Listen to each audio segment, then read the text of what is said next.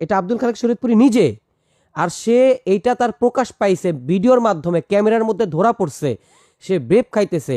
সে যে আরো কত কিছু খায় এটা আমি জানি। মুগ্ধা সারা আরে নাই তো না হাদা নাজার বা এ শালা শালার বাপ ওকে ওকে ওকে। বর্তমানে যে সোশ্যাল মিডিয়াতে যে ভিডিওটি ভাইরাল হয়েছে আব্দুল খালেক শরীয়তপুরীর যে ব্যাপ খাচ্ছে মক্কাতে বসে, এটা কতটুকু সত্য না মিথ্যা না এআইয়ের ভিডিও, এটা আজকে প্রমাণিত হবে। তারই সান্নিধ্যে থাকা তাকে আমরা উপস্থিত করছি আজকে আমাদের স্টুডিওতে সত্যটা প্রকাশ করার জন্য। কারণ প্রত্যেকটা মানুষ প্রশ্ন করতেছে যে এটা কি এআই না নিজেই।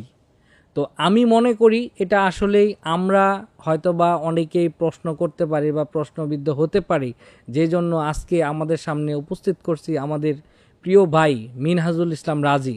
প্রিয় ভাই, আপনি যে প্রশ্নটা করছেন যে এটা আব্দুল খালেক শরীয়তপুরী সাহেব কিনা, আমি এক কথায় আপনাকে উত্তর দিব যে আমার চাইতে বেশি আব্দুল খালেক শরীয়তপুরী সাহেবকে কেউ চিনে না।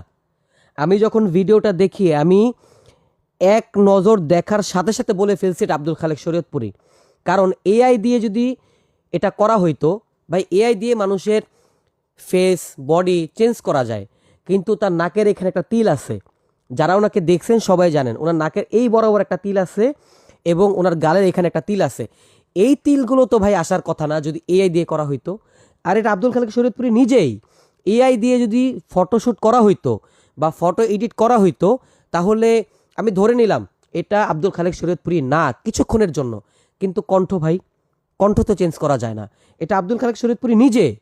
আর সে এইটা তার প্রকাশ পাইছে ভিডিওর মাধ্যমে, ক্যামেরার মধ্যে ধরা পড়ছে, সে ব্রেপ খাইতেছে। সে যে আরো কত কিছু খায় এটা আমি জানি।